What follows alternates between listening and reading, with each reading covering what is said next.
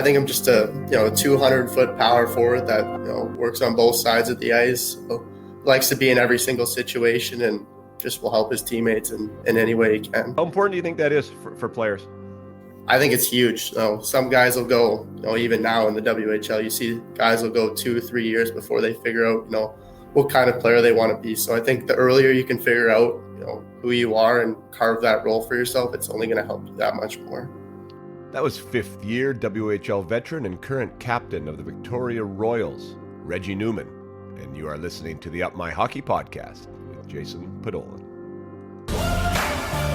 Just watch me now.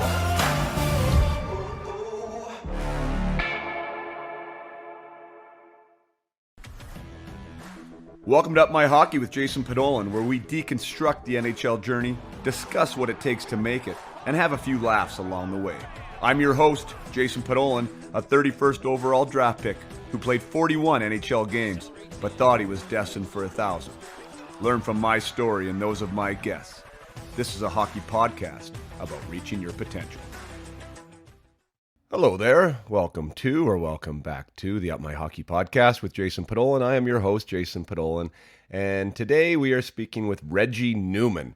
Reggie Newman is probably not a household name for anyone outside of the British Columbia or Western Hockey League circuit, but I felt that he was going to be a great guest because he is now the captain of the Victoria Royals. He's played in the league this is starting his fifth year of the WHL, and he had two high-profile players leave his team to join the NCAA with the rule change, which has changed, the landscape of their team. And I wanted to speak with him about what he sees being, changing in the WHL and how it affected his team.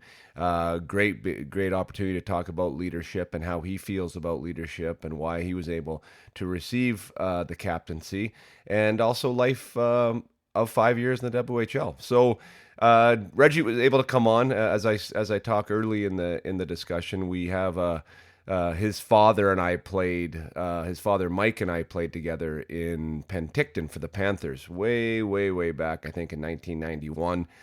Gary Davidson, who's currently the general manager of the Calgary Hitmen, was our coach at that time, and Mike lives down the road from me in Kamloops, and I see him from time to time in arenas. So I felt that Reggie would be a great guest. Reggie came on right away and did a great job. So I think that there's definitely a lot here in this conversation, especially for maybe younger athletes that are wanting to play major junior, whether that's out east, OHL, QMJHL, or here in Western Canada with the Western Hockey League. So he is an elder statesman. He is a power forward of the league.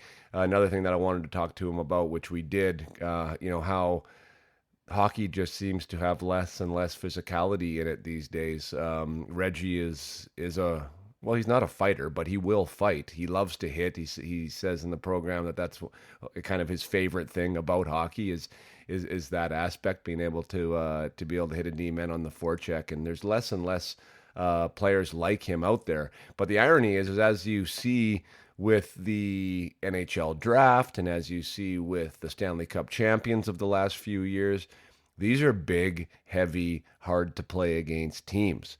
They're not a bunch of crash and dashers and kind of Russian Red Army style anymore. Obviously, there's tons of skill out there, but these guys are guys that are hard to play against. And when you watch the draft this last year, lots of bigger bodies are getting taken, bigger, heavier bodies, especially the D side of the puck. So it is a copycat league. It seems like the Stanley Cup champions have been heavier, have been abrasive, have been more physical. And I do think that there is a place for Reggie Newman type players in the pro game still. And potentially, my prediction is that we are going to be seeing more of them than we maybe have in years past, as we start to figure it out that this is a competitive advantage. Yes, you still need to skate, of course. The game has gotten fast, but as far as the high end skill that everyone's been chasing. I'm not sure how necessary that is in a third, fourth line role. I think that you need to have the skill to move the puck down the ice. You need to have the hockey IQ to be able to play the game. But I would prioritize some toughness and some meanness and some willingness to do some hard things out there on my third and fourth line. If I was a WHL GM, and if I was also GM of a pro league, and I believe I'm not the only one that feels that way. So, just a little encouragement to maybe some younger players out there, players who are in juniors and want to become pros, is just really, if that is you, if that speaks to you, somebody that likes to play physical, someone that wants to get in the forecheck, someone that takes pride in blocking the shots and getting the puck out on the half wall and being mean. That's a good thing, and I believe that there's a place for you, and just own that identity. Obviously, always try and increase your skill set, but be valuable with where you're valuable and where you see where you have fun with it. And I think that there's going to be a spot that you're going to carve out, because not not as many players are willing to do it. So, with that being said, I thought Reggie did an absolute great job. And lots to learn from the captain of the Victoria Royals. So why don't we dive into that conversation? Here is Reggie Newman, captain of the Victoria Royals. All right, so here we are with the captain of Victoria Royals, Reggie Newman. Thanks for joining us today, Reg. Yeah, thank you for having me on. I'm really excited. Yeah, I appreciate it. For those of you who don't know, like, not that Reggie and I are like tight buddies or anything, but I know Mike Newman, who is his father, from way back. Like, I played junior at 15 in Penticton, and Mike was on that team, and Mike and I hung out quite a bit that year, and as it happens, from Kamloops, end up having boys who are both 09s, and met you, Reggie, through McGuire and that connection. So awesome to be following you and your career to date, and shot some hoops in your house and the whole 9 yards. So it's awesome to have that come full circle.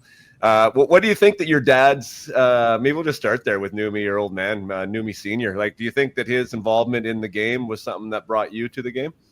Yeah, for sure. I mean, he's been coaching me, from the time I was 4 or 5 years old up until my Bantam first year. So I think he's had a huge influence on, who I am as a player and a person, and definitely have a lot to thank for him for who I became as a player.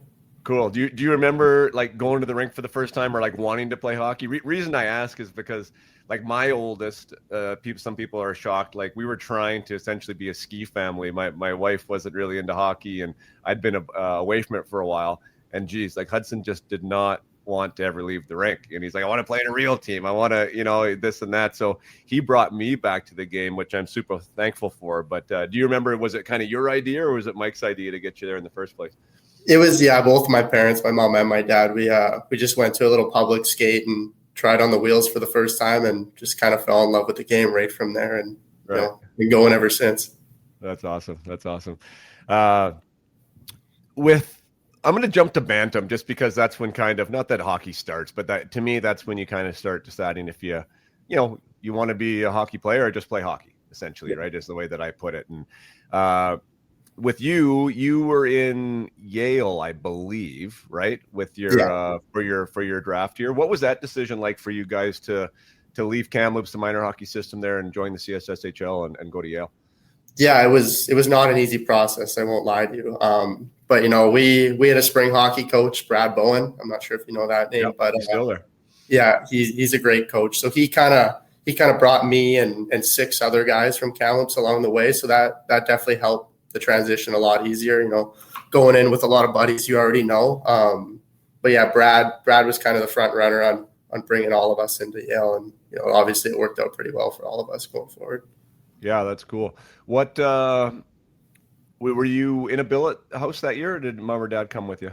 No, I moved into a billet house. I kind of knew the kid from before, Eric Solid. He plays, what does he play? He plays junior A now. So I knew him from before, from spring hockey, but it was definitely still an experience moving into a new billet family for sure. Yeah, no doubt. Well, why don't you talk about that a little bit? Because I try and open that can of worms, because we all want to be hockey players, but there's a lot that goes on outside of the rink to be playing the best that you can. And sometimes that transition into into a new house, I mean, even going to a new city, all the rest that comes with the new school and all that. Like, talk about that transition for you as a 14-year-old or 13-year-old. I don't know the first time you went. Like, what was that like? Yeah, it was. I mean, it was obviously a lot, but obviously my billet family did a really good job welcoming me in right away. There was a lot of guys that lived pretty close together, so we'd hang out every day after school. We'd all drive to the rink together, stuff like that. So just seeing my friends a lot, it made it a lot easier and made me pretty comfortable right away.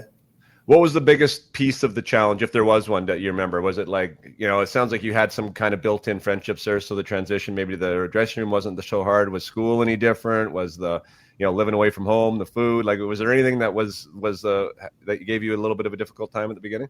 Yeah, I think the biggest thing, obviously, you don't see your parents every night when you go to bed, right? So, that was a little bit of an adjustment for me. Obviously, I'd FaceTime them, once or twice a day, but when you don't get to see your mom or your dad every single day, it's definitely a bit of an adjustment. Right. How was the transition to knowing that people are watching you and going to the games and seeing all the WHL scouts around there? Can you put yourself back in that 14-year-old brain and how that impacted you? Yeah, obviously it's pretty exciting. Scouts starting to come the first game of the season, and then as you move along, you start to go to tournaments and stuff like that. There's more and more. So I think it's obviously pretty intense, but it's definitely a lot of fun as well. And you kind of embrace it a little bit more, and I think that kind of shows the player you are. Right. I think Brad is good. At least he seems. I've never been in a locker room with him, and I've never really had a full length discussion with him. But just watching the way his teams play, it seems that he can communicate the idea of team quite well. Because I find a lot of teams in that league turn into a bunch of individuals because they are trying to be noticed, or they're trying to be the guy. And a lot of times, these players end up not looking very good because they're not being good hockey players. Did Brad have any impact on that with that draft year of yours? Yeah, for sure. I mean, he's an honest coach. He doesn't beat around the bush. He knows the kind of player you are, and he'll tell you right to your face. So I think it's just, we had a great group that year, and everyone kind of bought into, the kind of player they should be. And, we kind of worked really well together. Obviously, we didn't get to play in the championship because of COVID, but, our team was primed and ready to go for that final tournament. Right. So you talk about player identity. That's great. Let's start with the type of player you are. That's a question that I know you got asked during your draft year, and probably still continue to get asked. Scouts love to know your self-assessment. So let's give you another kick at the cat. What type of player is Reggie Newman? Yeah, I think I'm just a 200-foot power forward that works on both sides of the ice. Likes to be in every single situation and just will help his teammates in any way he can. You talked about U15 and Brad helping you guys understand who you are. Is that when you started to know who you were, or did you get a little firmer identity of what that is? Yeah, I'd say like a year or so before that. My dad, he definitely helped me kind of carve my role a little bit. He was the same kind of player I was. So as soon as Bantam hockey hit and hitting was allowed, that was kind of when I kind of figured out the kind of player I wanted to be. That's cool. How important do you think that is for players?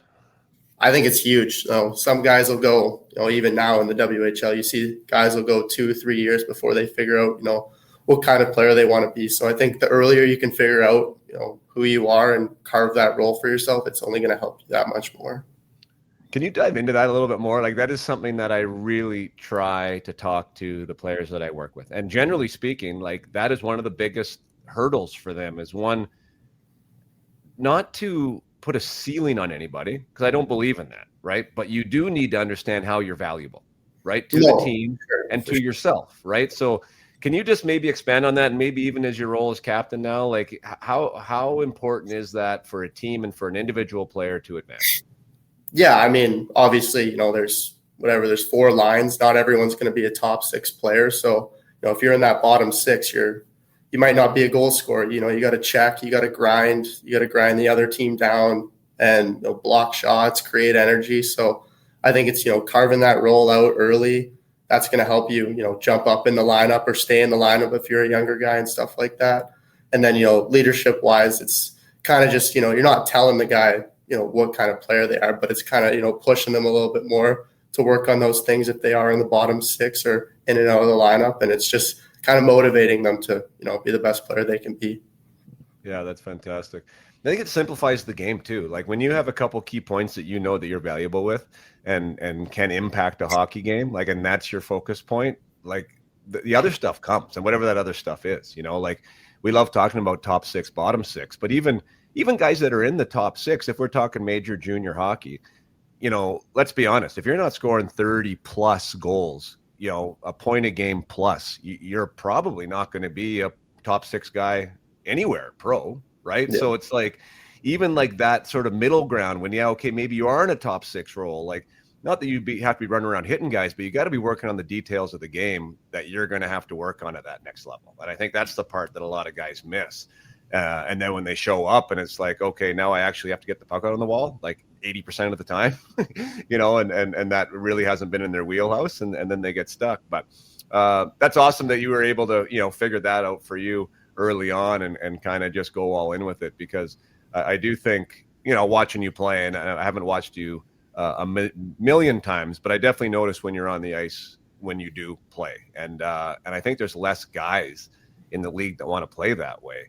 Can you speak to that? Maybe just major junior hockey and like the state of it right now when it comes to physicality, even if you want to get into fighting, like how is it right now, and has it changed at all since you've been in the league?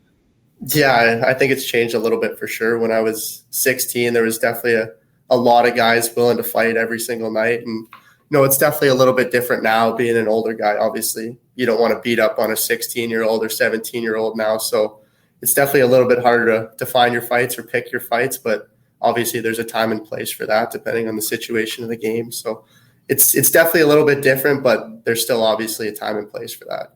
Do you think it's going away? Like, I mean, even if you've seen it in 4 or 5 years, like what happens in another 4 or 5 years? Do you think this is the way of the dinosaur, or what do you think? It might be, yeah. I know there'd be a fight almost every single night when I was 16, and now it's, I think we've played 3-4 games now, and there's only been one fight. So it's definitely a dying art, but it's definitely a part of the game that needs to stick around for sure. Right. Well, what do you think that is in your mind? Like, I don't even want to lead you with that, but like, what would have led to a fight before doesn't seem to lead to a fight now, or maybe there's less potentially confrontations. I mean, I'm not even sure. Yeah, I'll let you handle that. What do you think? Well, what is the difference? I just think, back then it was guys trying to prove themselves, wanting to be the toughest guy on the ice. And now it's not the same anymore. Guys really are trying to pick their spots, because I think every player is so skilled now and so important to their team that, they can't afford to sit in the box for 5+ minutes. So I think there's just, it depends on, if a guy gets ran over from behind, obviously you're going to step up for your teammate, but guys aren't, squaring up at center ice or dropping the gloves right off the face-off anymore. It's a little bit different. I had a conversation with a scout the other day, and I was like, geez, I'd like to be a GM right now, because my philosophy, I think if you actually had somewhat of like a 90s, let's say early 2000s style team, like where you had big guy, you have to be able to skate now 100%, but if you had big guys that wanted to just run guys over and just be assholes, and I think that you would scare the hell out of a lot of teams, like a third and a fourth line that was their interest, and still have your top end guys that want to put the pucks in the net. But I think a lot of guys would just go away and be like, another game tomorrow night, this one's okay. Do you think so too? Oh, 100%. Yeah. So that's what I mean. And again, I'm not trying to create an era of pugilism, but I guess what I mean, like guys like yourself that just are willing to hit at least, right, and are willing to compete. Like, you're no fun to play against, right? It's not an easy night. And I think that the easier the game gets, like that's why I think at some point it is going to come back a bit, because it's going to be a competitive advantage at some point, right? Like that it's going to get too soft, that if you bring in some muscle and bring in some meat, like guys aren't going to know what to do with it. And all of a sudden they're going to start winning hockey games. But there's just, like I said, there's less of those guys out there that are willing to play like that. So who knows which way it's going to go.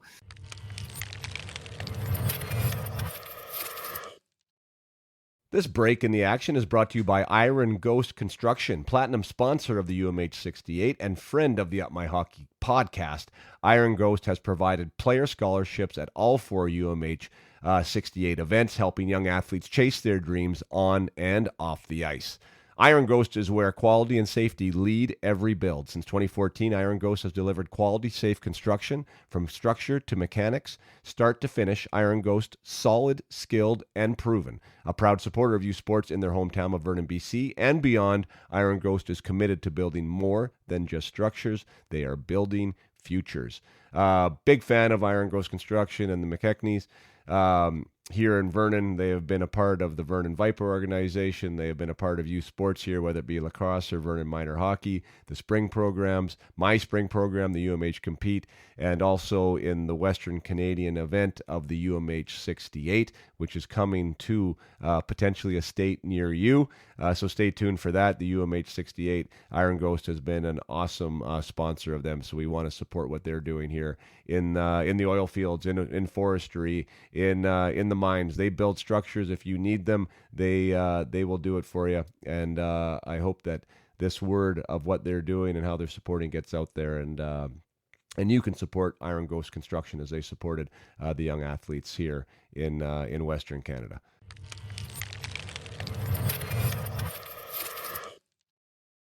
Yeah. I want to talk to you about your 16-year-old year, and so you got drafted. Where did you get drafted again? What round was that?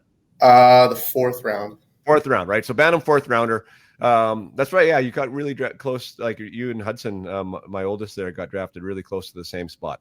And generally speaking, a fourth rounder doesn't make the WHL as a 16-year-old. I mean, just as a rule of thumb, right? Usually the top two guys maybe will. You end up making the Victoria Royals as a 16-year-old. Talk about that experience, and how do you think you ended up carving out a spot for yourself on that team? Yeah, going into that summer, my mentality was just, I'm going to make this team. I was just telling myself every day, you're going to make this team. And so that was my mentality going into summer. And, I just worked at it every single day, got into camp. I was told when I got to camp that, the plan was for me to go back to U18. But, my goal was still the same. I wanted to make the team. So, I thought I showcased myself pretty well in camp, and then got to play a couple preseason games and did all right in those as well. And went in, met with the GM, and he said, "You're sticking around here to start the year." And after that, it was just kept playing and stuck around for the whole season, and the rest was history. Did you have a moment, like generally speaking, in that storyline, right, of somebody making it unexpectedly? There's usually a moment, right? Whether it be a shot block or a big goal in overtime, or who knows, maybe a fight or a hit or something. Like, did you have a thing where everyone had to be like, "Oh, I noticed this guy"? Yeah, I think it was my first preseason game. We were playing in Kelowna, and I was trying to be the most physical guy on the ice. So I was finishing every single check and just getting in the older guys' faces and pissing them off and stuff like that. And I think that was the moment I realized I really could stick around and play in the league this year. That's awesome. What was the impact like? Like, how was the reception from those older guys that you were bumping? Talk to me about that. Well, it was a bit of a crazy year that year, because I think we had 3 or 4 16-year-olds on that team. So there was a lot of older guys, that ended up getting sent home, which was obviously tough. But, I think, they handled it really well, and the rest of the guys handled it pretty well. And they obviously embraced us as young guys. And it was a really good group that year. Obviously, we didn't finish out that year the way we wanted to. We missed the playoffs by 1 point, but it was a really fun year for sure. Yeah, that was wild, because, I mean, maybe it's a good time to get into that, because that was a bit of a surprise that year, right? Because, the team wasn't doing well, hadn't been into the playoffs. All of a sudden you get a younger group in, sort of a little bit of a remake, and you get closer than I think a lot of teams expected you to be, right? Or a lot of people expected you to be. Mm-hmm. And then kind of a little bit of a backpedal again the next year, and then you start building. I mean, then you essentially have a wagon last year. Talk to me about just the process that you've seen internally there with the Royals. Yeah, it's been a bit of a roller coaster. Obviously the 16 year we missed the playoffs by 1 point, and then the 17 year was definitely a hard year. It was a lot of new faces on that team, a lot of young guys. So, our goal was kind of to rebuild the culture a little bit more, and make it like a place you want to come to the rink every single day and get better. So we went through that our 17 year. My 18 year, it got a little bit better. We made the playoffs, and then obviously last year we were a really good team, but we fell short in the second round to Spokane. So it's just continuing to do that even now into my 20-year-old year. Even with a bunch of new faces, we're still trying to build that culture and make it just a great place to play hockey. Yeah, that's wild. I gotta be honest, my heart kind of ripped out for your organization. Not that I have any allegiance to it at all, but you have a good year and you have a good team and you have some stars, which the Royals hadn't really had, in the past. And now you got, Keaton Verhoff and you're, oh my gosh, drawing a blank on your forward that left. Cole Reshny. Yeah. And Reshny.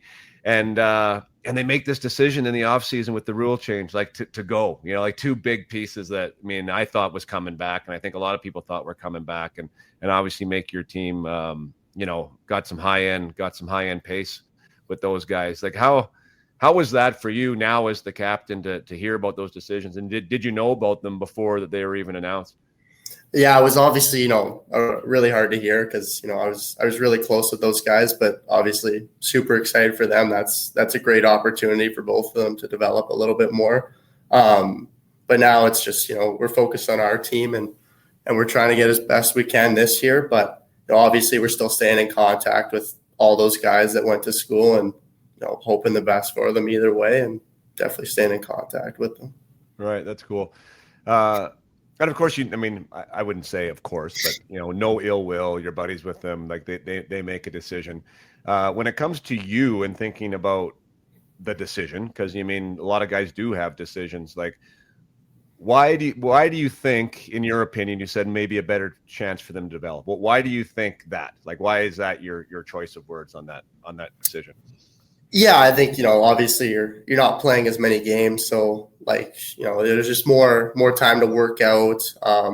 Obviously there's more time to recover your body. So when you are playing those games, you're always at 100%. You're always ready to go. Whereas in the Western League, you're playing 3-4 games in a week. So your recovery is not as high. You may not be working out as much. But at the same time, saying that, I think the Western League does a great job building you for that pro game where you're playing 60, 70, 80 games in a year. So there's pros and cons, on both sides of the thing. And I see where both sides come from for sure. Right.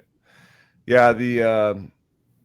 It's going to be really interesting to watch the progress of everybody, right? Because I don't think there's going to end up being one path. There might be like a path, as far as like how guys generally do it. But to your point, there's just, different maturity levels. There's different physical maturity levels. There's different runways that guys are going to require to be pro. And yeah, so I think there's still going to be some decisions to be made, that it's not just because you can play in the NCAA that you should, for lack of a better way to put it. Because but it's the Wild West right now, right? With everyone leaving and guys coming in, even like the show guys coming in, the Hurlberts of the world that come to the WHL now, right? As a decision. Did you consider the NCAA at all? I heard that maybe you had a couple offers potentially as well, but you opted to stay home. Yeah, I had a couple offers. It was a really hard decision for me and my family, but obviously Victoria's been unreal to me, and it's been pretty special to play here. So I thought playing a full 5 seasons here that's pretty special. Not a lot of guys get to do that, so I thought coming back to Victoria was the best option for me. Get another full season under my belt, and then whether next year I go to college or try to sign a pro contract, because that's ultimately my goal. So we'll see where things go from here. But I'm super excited to be back in Victoria. Loyalty, what a word. Yeah, good for you. No, I like that. I don't know, and then the other thing is and I know guys don't think about that because I sure as heck never thought about it. But when I was in Spokane for 4 years. When I got drafted by Florida, I thought that I was going to be a Florida Panther and retire at 32, and that's the end of it. But then as soon as I turned pro, it was 2, 3. My first year pro, I played on 4 different pro teams. Yeah, that's NHL minors traded NHL minors, right? 4 teams in one season, from not getting traded at all, and I'm like, holy smoke! So it is nice to have that advantage and to choose that choice. I'm proud of you for doing that. 5 years in one spot, it maybe. Life might not be so stable down the road. Might as well take care of it now, and especially if you enjoy where you're at. What how does the league feel this year? Does it feel different? Does it feel easier, harder, the same? I'm just wondering, with some of these guys gone, some new guys coming in, how do you think it's feeling? Yeah, it's definitely a little bit different for sure. Being being the oldest guy of the bunch. But no, there's still a ton of skill in this league. It's still very fast paced. It doesn't feel any different than it did last year. It's just a little bit different being the oldest guy here. So it's definitely, the same game. It's still a lot of fun, and every night's a grind for sure. Awesome.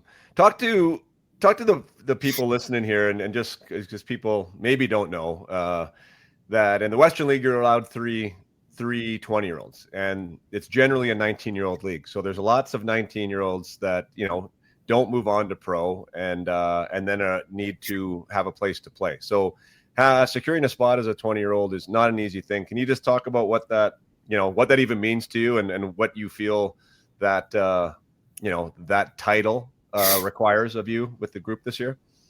Yeah, it's obviously pretty special. It's not everyone gets to be a 20-year-old in the Western Hockey League, so it's definitely cool. But with that, it comes a lot of responsibility. So we're the leaders on this team. We've been in the league the longest, so it's showing the young guys the ropes and getting everyone comfortable and excited to be here. And like I said before, just continuing to build that culture here in Victoria is huge for all three of us, and just making sure everyone has just a great season. Yeah, that's fantastic. So with that C on your chest, was that something? Well, how'd you find out? Maybe I should ask you that first. How'd you find out you were the captain?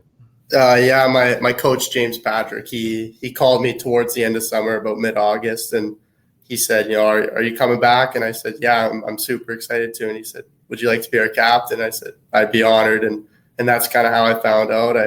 I called my dad right away, and he was super excited for me. And yeah, that's how I found out. That's cool. So with that title, coming back in, how does that, if at all, change your approach, change what you do, what you're looking at? How has that changed your world, if at all? I think I'm still the same player, still the same person, and so I just kind of stick to what I've been doing ever since I was 16. I think the only thing is there's a lot more eyes on you, and you're expected to lead. So I think for me, I'm more of just leading by example. I'll say something if something needs to be said, but it's just being the same player that I've been 16 through 19, and just continuing to do that in my 20-year-old year. Yeah, I had a Facebook post or an Instagram post the other day about leadership, and I said that a lot of guys get it mixed up. Like you gotta lead yourself first, and foremost, and make sure your house is in order, and then with that example, then you can potentially lead others, right? So the game side of it, I like hearing you say that that you lead by example. I think that there is at your level probably a personal skill, an interpersonal, let's say, skill requirement of being a captain, like maybe being aware of others in the room, right? Like inclusivity type stuff. Is anyone left out? Do you feel that responsibility to try and be a little bit of a caretaker now with that C and just make sure there's a collective unity amongst you? Yeah, I mean, we kind of talk about it as a leadership group. So we try and have conversations with everybody every single day. Just a 5-minute conversation, see how everybody's doing, and just kind of get everybody involved. Whether it's in the dressing room, at the sewer, and playing sewer, up in the gym, wherever it might be. It's just making sure everyone's involved and everybody's comfortable and just happy to be at the rink is probably the biggest thing for sure. What does things outside the rink look like now? And I'm thinking this more from like the phone communication aspect and buses. Like I've had some discussions with some guys that are on buses now that were from my age, right? Like coaches, and it's super quiet, and there's not really generally there's not many card tables going on or whatever. Just wonder what does that social structure look like, and how do you connect outside of the game in 2025? Yeah, after practice, even today, half the team went for lunch. We all went to Chipotle. So a lot of the older guys, we always try to do something after practice or whatever. But obviously the younger guys, they have to go to school every day, which is tough for them. But the older guys, we always try to get together. And then on the bus, we love playing cards, or we'll all play the same game on our phone if we are just all on our phones. But we try to stay connected as much as we can, and talk as much as we can on the bus. It's never quiet on our bus. There's lots going on for sure. Oh, that's awesome. I love hearing that. There's cards going to be played. I love it. I thought that was a dying breed. That's good. I was just thinking about that. The card games for me was I don't know. It was just fun, because you're always shooting the shit. You're always like you're in front of each other. Like the game itself is fine, but it's just that I don't know. It's just that community of what cards does for you. At the No, back of the exactly. line. So Just I'm glad, talking as yeah, much I'm as glad to you hear can. that's still going. That's still going on. Let's rewind a little bit. So, from 20-year-old captain, you were a 17-year-old player that had aspirations and hopes of getting drafted. Talk to me about the draft year and sort of what happened after. And I want to get into the rookie camps and I really like your story because you want to be a pro, maybe not the conventional way that everyone's dreaming of as a 17-year-old, right? To get drafted and then sign a contract. So just talk to me about that first year and we'll go from there. Like how was that with you and what was your experience like? Yeah, obviously, it was a bit of a tough year that year, but I think we had a good young group, so it was fun coming to the rink every day with a bunch of guys your own age. So we definitely made the most out of it. But yeah, it was a tough year for sure. But obviously our draft year is super important. Obviously you look up in the stands, you see a ton of scouts there, so makes you a little bit nervous. But you definitely got to embrace that because it happens for everybody. So Right. yeah, tough year. And then obviously we get to the draft and unfortunately didn't hear my name called, but I was lucky enough to get a call from Arizona and they invited me to their development camp. So that was definitely pretty cool for sure. Yeah, awesome. So with that in the draft, so what was your expectation going in? Yeah, I thought, there was maybe an outside chance that I could get drafted, but I definitely wasn't expecting to or anything like that, but obviously still watched the whole thing and lots of my buddies ended up getting drafted. So obviously super, super happy for those guys. And I wasn't expecting too much. And yeah, obviously, like I said, I didn't hear my name called, but lucky enough, I got to go to development camp with Arizona. That's sweet. So as far as the lead up to the draft, that you had some questionnaires, I assume you had some interviews or your agents were talking to some guys. How was that experience? Yeah, that was definitely pretty nerve wracking. You hop on a Zoom call with two, three, four guys, and they're just blasting the questions. But like I said, just embrace that and answer them the best you can and be honest because they're pretty good at their job and they get paid big bucks to know if you're lying or not. So just be honest with them, and yeah, it was definitely a good experience for sure.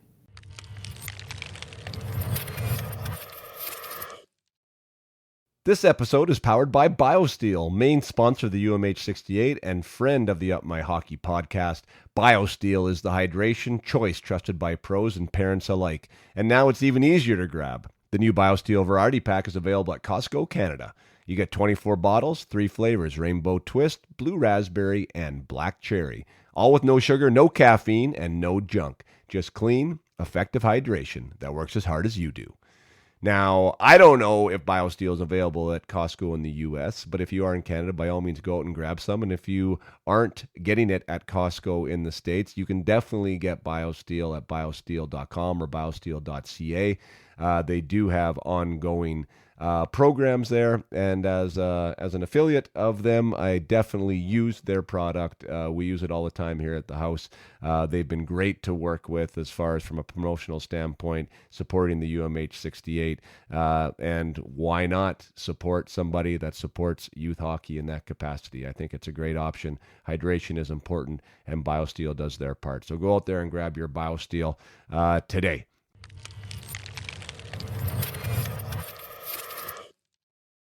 So you get the call. Arizona says, "Hey, come to our rookie camp." Talk to me about what that was all about, and your first time in an NHL environment. Yeah, it was really cool. I was lucky enough.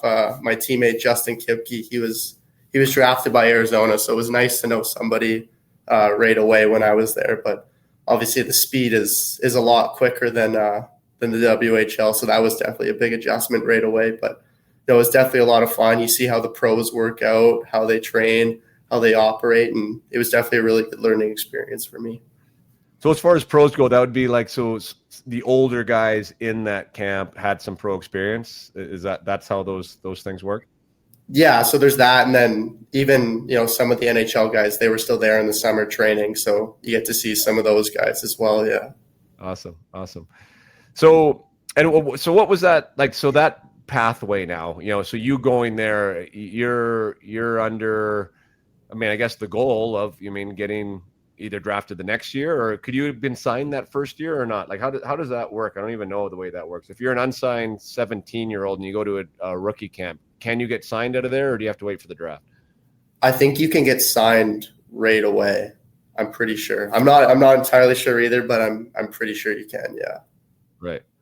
I think generally speaking, NHL guys would be waiting because even like usually they only sign their top 2 picks essentially, right? Or 3 picks, right out of the draft. So they'd probably be waiting to see you another year, draft you, and then they have 2 years to decide whether they want to sign you or not. So probably lengthens their runway a bit. You'd have to have an amazing rookie camp, I think, as an unsigned guy or an undrafted guy, to get signed. So in essence, you're trying to make a good impression. Like, did you change your mindset at all in that camp to your one as a 16-year-old trying out for the Royals?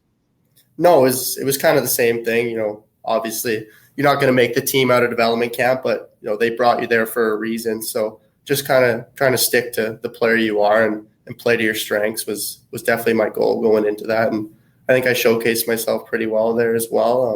And I had a great time there too. So that was kind of the biggest thing for me. So that rookie camp, and then usually there's, I don't know, they call that, I guess, development camp. Most guys do, right? The one like right after the draft. And then before main camp starts, they'll have a rookie camp sometimes, right? Where they'll bring guys in. So you went to the development camp after the draft, or did you go to rookie camp before main camp? I went to both. So I was there, and then I did rookie. Well, there's like a tournament. So we were in Vegas my first year, and we got to play against a couple different teams, which was an even better experience. Playing against those guys, it was definitely fast paced and super physical, but that was a really good experience for sure. That's cool. Okay, so then you checked the box. Then you went to development camp and you did well enough there to get invited back to the rookie camp, because not everybody that goes to development camp goes to rookie camp, right? Mm-hmm. Fantastic. Oh, so that was awesome. So you made a good impression, and then you went back the next year to Arizona again, right? Didn't you go back the following year as well? Yeah, so that was actually the year they changed from Arizona and they went to Utah. So I went to Utah that second year, and it was the same kind of thing, same group of guys. So it was definitely more comfortable that second year, knowing more faces. But yeah, it was great. We got to go to development camp, see all the new facilities in Utah, which was pretty special, and then was lucky enough to get invited back again and go to rookie tournament there as well. That's cool. So was that a decision for you? Just I'm asking this more for the guys out there, parents maybe having to go down that road, dealing with agents and stuff. But was Utah the only one that called, or was there other teams that said, "Hey, we'd like you to come out," and then now you have to make a decision? There was a few other teams, so it was a bit of a decision. There was a bit of a process that went into it, but ultimately Utah was the choice. It was cool to go back to the same place again. So that was the best choice for me, and my agent helped me make that decision as well. So yeah, that was the best choice for me. Well, I think and I guess as far as I don't know what the backroom discussions were like, but you would assume like that the loyalty of that probably matters, for you, and if they're still interested, like give you another look and kind of grow where you're planted, I guess is maybe like the way I would put it. What was the feedback, if at all, from Utah leaving? Like, did they give you a game plan? Do they tell you how you did? Is there anything for you to work on? Like any of those things? Are they very communicative with you leaving after that second year? Yeah, they were awesome. They gave me some really good feedback, and obviously they said they were really impressed with how I played and stuff like that. And they were going to watch me going forward. And yeah, they gave me really good feedback, and I definitely took that into that would have been my 18-year-old or 19-year-old year. And I kind of ran with that and definitely worked on those things they told me to. And yeah, that helped my game, tremendously. That's cool. And then, so this last year, I think you were in Winnipeg though, correct? Yeah, I was in Winnipeg for rookie tournament. Yeah. Cool. And how did that go? It was pretty special. We got to play at the Bell Center in front of a sold out crowd, which was, once in a lifetime experience. It was pretty surreal for sure. That's wild. So then, was that another decision then, like to go to Winnipeg instead of going back to Utah this year? Yeah. So, in the summer, I actually went to Toronto's development camp, had meetings with them after, and, they decided to go in a different direction. And unfortunately, I wasn't invited back for rookie tournament. And then a couple of weeks later, Winnipeg called me and they asked if I'd like to go to rookie tournament with them? And I said, absolutely. So that's kind of how it worked out. And then, a week or two later, a couple other teams called, and I said, yeah, sorry, I'm already going with Winnipeg. So that's kind of how that process went that year. But, it changes from year to year. And I was obviously super excited. I got to go with Winnipeg for sure. Right. Any, who are some of the big name guys that were in that game? Well, we played against Demidov, which was crazy. He every time he touched the puck, the stadium just erupted, which was definitely cool to see for sure. How good is he? He's special. I think he's going to be a top player in the NHL one day. He's legit for sure. And how old is that guy? He's an 06, so he'd be 19 this year. Wow. It's crazy. Yeah, because he stands out, even from a skating, puck handling side. Even I watched a couple of the games last year when he came in, and he looked pretty special. I didn't realize he was that young. So he's got a lot of runway. Wow, that's crazy. They got somebody special there. Did he do anything cool that game? He danced about 3, 4, 5 different guys. He scored a highlight reel goal with 3 minutes left to tie the game at 3, and the game went to overtime, and we ended up winning, which was pretty cool. But that's nice. Yeah, he's special for sure. Awesome. Anything for you? Any fights? Any bumps? Any hits? Any goals? Yeah, I was just like I said before, trying to play to my game and my identity, and I was lucky enough to get an assist on the third goal of the game, which was pretty cool. But I was trying to be as physical as I could be out there for sure. That's awesome. So what's the plan this year? You're back for a 5th year. You say Victoria has a strong team. You're off to an amazing start, by the way. I didn't even talk about that. You mean from a points perspective. So here we are talking about the physical side of the game, and you're top 5 in scoring right now, I think. So is that something that you kind of want to grow and hone a little bit for you as as a personal development tool for you this year to try and get some more minutes there in the PP and produce a little bit more offensively?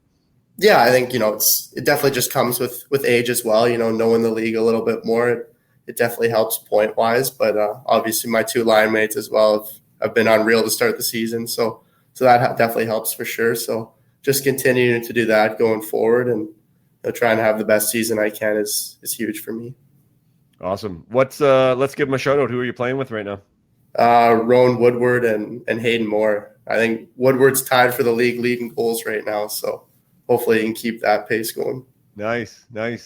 So I saw that he got moved from Edmonton. I think. We got him in the summer. Yeah. Right. Cool. So that's a nice addition for you guys. What's the projection for you as far as where do you think this team can go? Are you playoff bound again for sure, or is maybe higher? I think so. Yeah. With how we've been playing to start the year, I think the sky's the limit for this team. I think we got so many new faces, and guys are only going to get better as the season goes on, and we still have a ton of injuries as well. So I think as guys come back into the lineup, we're only going up from here. So it's definitely an exciting season for sure. That's cool. And what are your personal goals? Are you a guy that makes goals?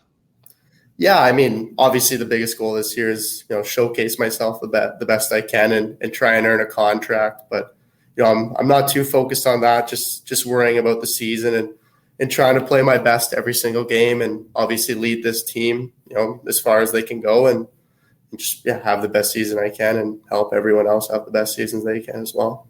Are you metric driven at all? Do you have, I want to score 20 this year, or I want to get, whatever, 100 PIMs, or do you have any goals like that you set? Not entirely. No, I mean, my dad, he kind of does that for me. He says, I expect you to get this. I expect you to get that. But, I'm never too focused on that. I'm just focused on one game at a time and just playing the best I can. And how do you know that as a player? How do you judge at the end of a game? I think a lot of guys, well, I shouldn't say I think a lot of guys. Some guys have a process. Some guys, feel that if they got points, they had a good game. Some guys feel if they had a turnover, they had a bad game. How do you sit down after 60 minutes in the WHL and decide how you did? Yeah, for me, it's not always about points. It's, how my overall game went. If I was good in the D zone, always made the right play on the breakout, didn't turn pucks over at the lines. That's kind of how I judge how my games go. I never want to get scored on. That's definitely a big indicator for me as well. But, it never comes down to points for me. Obviously, points are are huge, but those aren't the be all end all for me. It's more my overall game is kind of how I judge myself. So plus minus is a big one for you? Yeah, for sure. Right. Are you a centerman? No, I'm a winger. You're on the wing. Yeah, plus minus. It seems like, I mean, with analytics that stat has kind of gone away, but to me, it's like it's easy. It's easy if you're out there for a goal for, or if you're out there for a goal against, like whether you're a part of it necessarily or not. The old "I had my guy" coach, right? Like, I was off from him, but I had my guy. But I think it is easy. I mean, I think you're having an impact on the game if if you end up being a plus player at the end of the year. I think that's obviously a good sign, and it's a good easy one for the younger guys to think about too, right? I mean, if you're always spending time in your own end and the puck's going in the net, something's going wrong. So I appreciate you sharing that.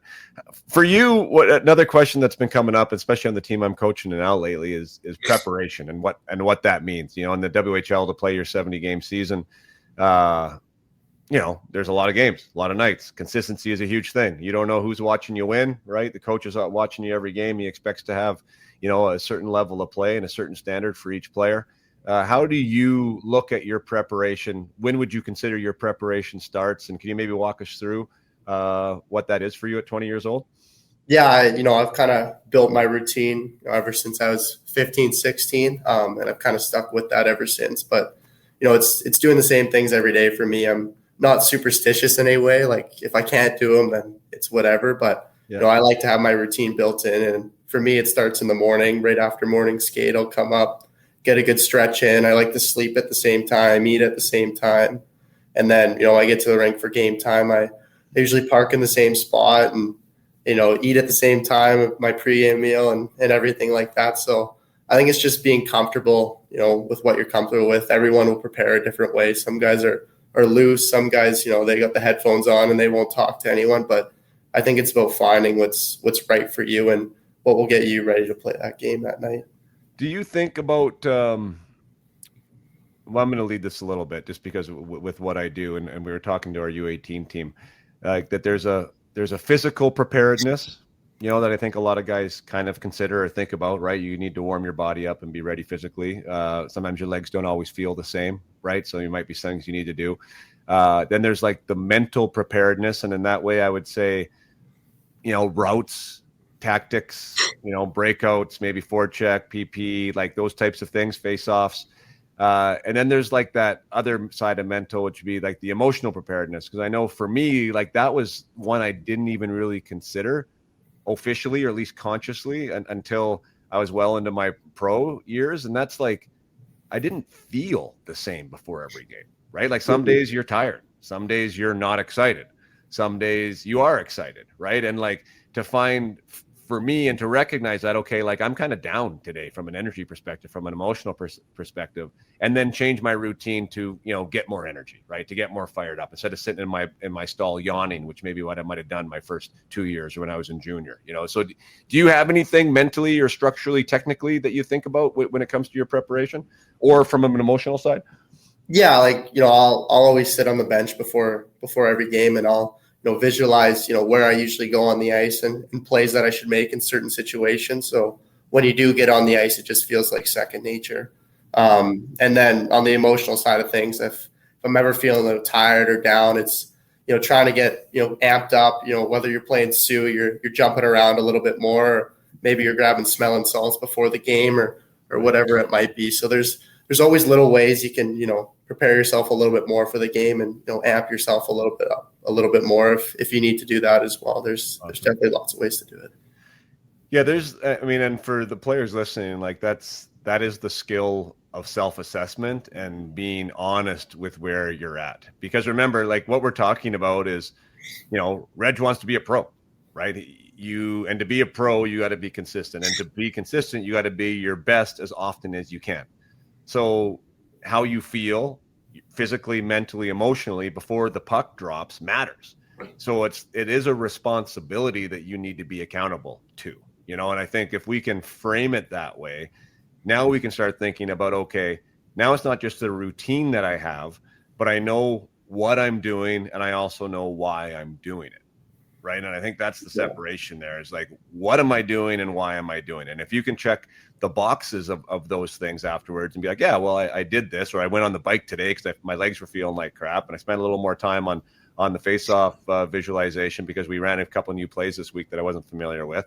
And yeah, I was kind of feeling down. So I made sure that I played some music louder and made sure that I was more vocal than I usually am just to get myself ready, right? Like that's kind of, I mean, obviously very simplified, but I mean, that's kind of the way players should be thinking. So less, I like how you talked about with the superstition side, like less superstition programming and more about what do I need, right? Exactly. Because every day is going to be different for what you actually need at the end of the day. So exactly. When has nutrition and sleep have been like such buzzwords, like in like that whole side of the game, which I do think is super important. How has that changed for you in 5 years, if at all? Like, are you more dialed with that? Are you wearing your Whoop? Do you know how many hours you need and recovery and how has that infiltrated into the game? Yeah, I'll say first off, I can't wear a Whoop. I can't deal with sleeping with that on. It just bugs me too much. But no, I think when I was my 17 year, I kind of dialed in on my nutrition a little bit more and took that a lot more seriously. And I do a lot of research and ask my trainers questions and stuff like that on what I should be eating. And I found that helped my game, a lot. And then on top of that, my sleep, I try to go to bed at the exact same time every single night. And, depending on if I get a little bit more time to sleep in, I'll obviously take that. But I try to wake up at a similar time every day as well. And just building in that morning routine, shower as soon as I get up and brush my teeth, eat. Like it's just, that just prepares your body a little bit more for the day, I find. So just building my morning routine was huge for me as well. That's cool.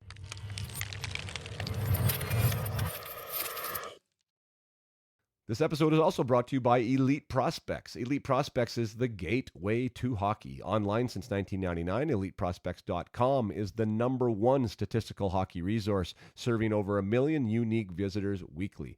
It offers the most informative hockey player database on the web and has the most reliable transaction tracker available. And specifically for youth hockey players, EP is your very own online showcase to highlight your achievements and help secure hockey future playing opportunities. Coaches, scouts, and schools at every level of the game consider Elite Prospects their one-stop shop to discover future stars. They do have their verified profiles. They do have their premium profiles. My boys have them. It's a very cool way to see who is following your page, to be able to include your accurate height and weight, where you're from, hometown, etc. Your personal profile picture. It's a great way to track your own statistics and for others to track what you are doing. As a bonus, as being a sponsor and I guess sponsor is the right word with the UMH 68. The people who play in my tournament get their tournament stats up and running on their player profile at Elite Prospects. Elite Prospects has been fantastic to work with. They're definitely involved in the youth and amateur aspect of the game, and are really growing their roots there. So big fan of Elite Prospects and what they're doing. By all means, go out and see what they're up to, and get your profile verified, or get a premium profile from them as well.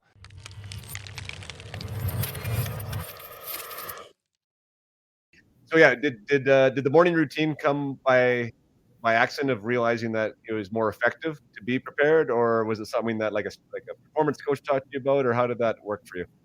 Yeah, I just kind of felt like I was a little bit sluggish in the morning, so I kind of did a little bit of research and obviously listened to some different podcasts with NHL players, and they all said they were huge on morning routines and stuff like that. So I thought I'd give it a try for a couple weeks and see how I felt. And I just found I felt way better in the morning. I had a lot more energy, and it definitely helped me. So I still continue to do that, like right to this day now. Good for you. Good for you. Yeah, one of the things I talk with players about is like those, those things that I'll call controllables, which is like attitude and energy, is like something that you need to come to the rink with. And if everyone focuses on how they come to the rink with those two things, like it totally changes. You talk about that culture that you're trying to develop there.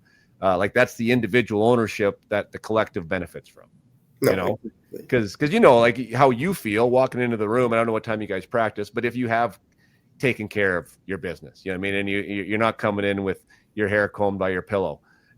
You know what I mean? Like, and then those guys that are yawning in the corner, like there's just a different vibe about that. And I think when you get that culture and guys start taking that approach, right? That, hey, I'm going to be the fountain today, not the drain, as Josh Stone said on one of my podcasts. Like it's tangible. You notice it. Yeah, for sure. And then you start talking about the example that you're leading. You have to be cognizant of that as a captain too, right? How are you showing up? So the fact that you have a good morning routine there. Talk to the younger athletes out there about this bedtime thing you're talking about and being consistent with that. How does that even work? Yeah, I just find that you do feel better in the morning when you get a good 8-9 hours of sleep. So I always try to set a hard lock on when I put my phone away and when I end up actually going to bed. So I'll put my phone away 30-ish minutes before I go to bed and just kind of do my night routine. Just maybe read a little bit of a book if I have a bit of time, and that just kind of helps me calm down and it helps your body recover and you feel energized the next morning and you're ready to go. I love hearing that. That's a big problem though. Like honestly, even at the pro level though, like for guys to figure out how and when to go to sleep, because there is so many distractions and there's no one there, especially guys playing junior, right? There's no one there telling you when to go to bed. The majority of guys, right? You have to be responsible for yourself. So you talk about the ownership there, and whether you want to be a hockey player or just play hockey, and I think that's part of it, right? Being accountable and having that standard. What would you say to anyone who's thinking about playing in the WHL? Like, what has your experience been like there? I mean, I assume I know the answer, but is this a league that you suggest guys should be striving to play in? Yeah, I think so for sure. It's one of the best development leagues in the world for sure. So you get to play 68 games a year plus playoff and preseason. So you definitely have a lot of time to showcase your skill and show what you want to do. And you're practicing every day. You're not playing, and you get to still work out 2-3 times a week, working out after games. So I think it's the best league to develop you for that pro style of game. So I would recommend it to anyone that wanted to play hockey at a high level.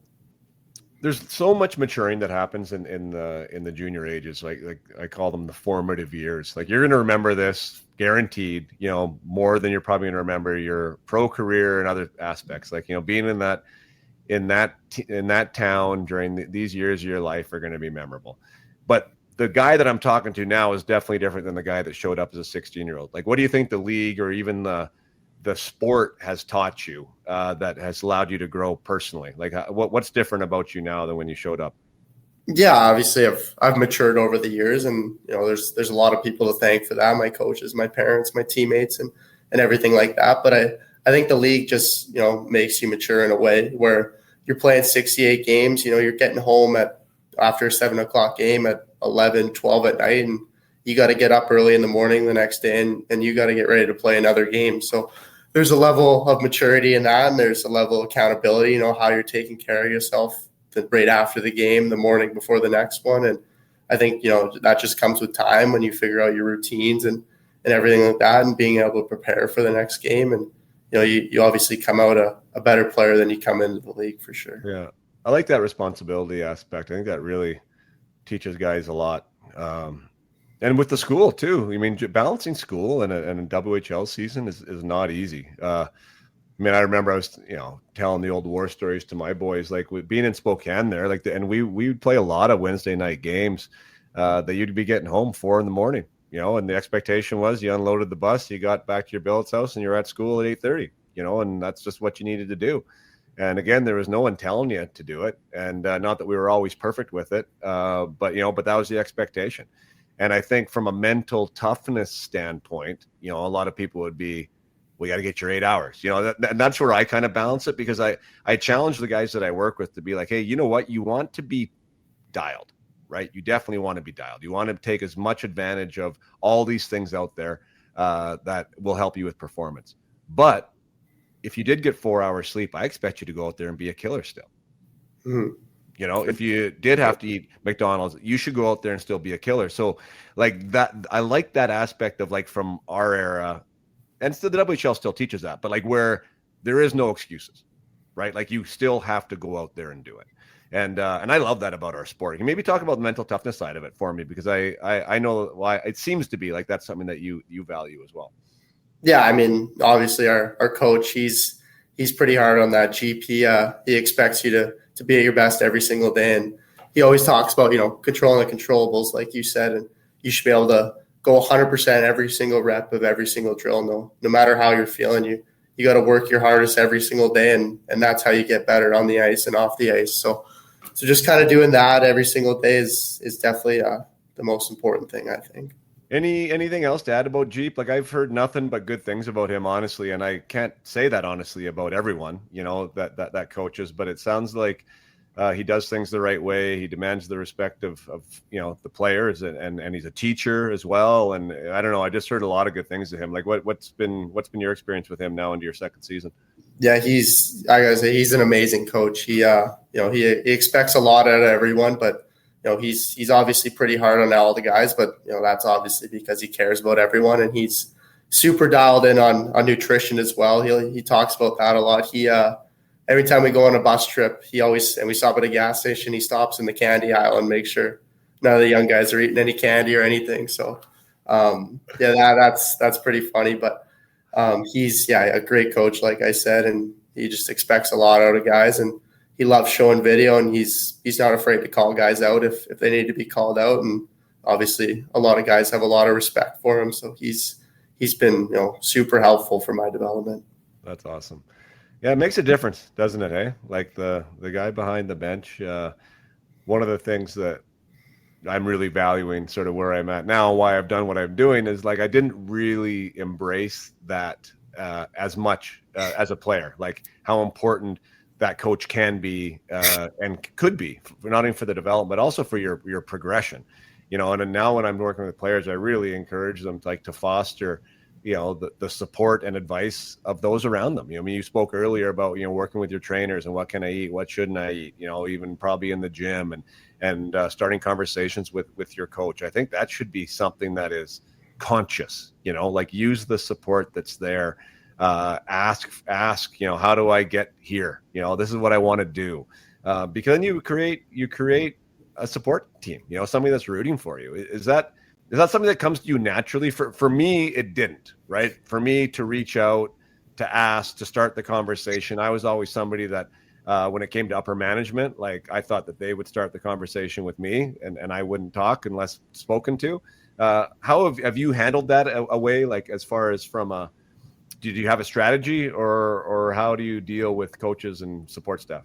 Yeah, I think, obviously when I was younger, 15, 16, it was definitely a little bit harder and a little bit scarier. You don't want to make a mistake or ask a dumb question, but obviously as you grow up, there are no dumb questions, or learning from your mistakes is super important. So I think I kind of learned that as I got a little bit older, and obviously I started to ask a little bit more questions with Jeep and all our entire support staff, and that's only helped me from here. Yeah, good for you. Any last words before I cut you off for any of the players out there that maybe would like to have a C on their chest one day and be a WHL longtime WHL veteran?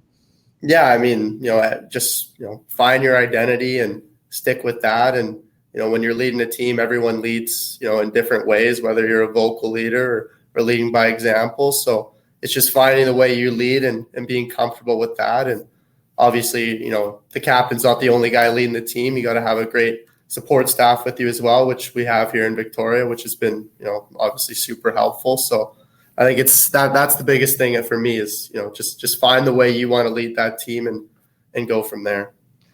I'm going to put you on the spot for one last question. If you were to pick one thing about hockey that you love and your why, what would that be?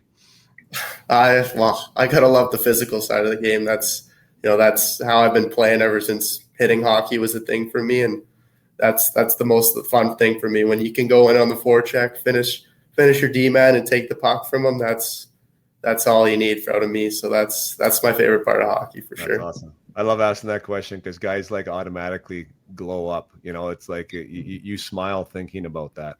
And just from a performance standpoint side, I can put my mindset coaching hat on for those out there. Like, that is one way we talked about preparing, the emotional side of the game is actually thinking about the things that you frickin' love doing. It's not always scoring a goal, right? For Reggie, he just said, I love blowing a guy up in the forecheck. him replaying those visions of him doing that and doing it again changes his energy, right? Changes the excitement level. So that's a little tool that you can use as far as, preparing for a game. Well, Reggie, I really appreciate you being on and taking the time and having the Victoria logo on the background. I know you wear it proud. It's done.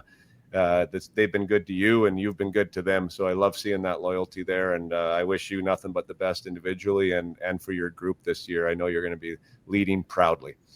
Yeah, thank you. I was really happy to be on here and super excited. So thank you for having me on the podcast. Cheers, man. Thank you.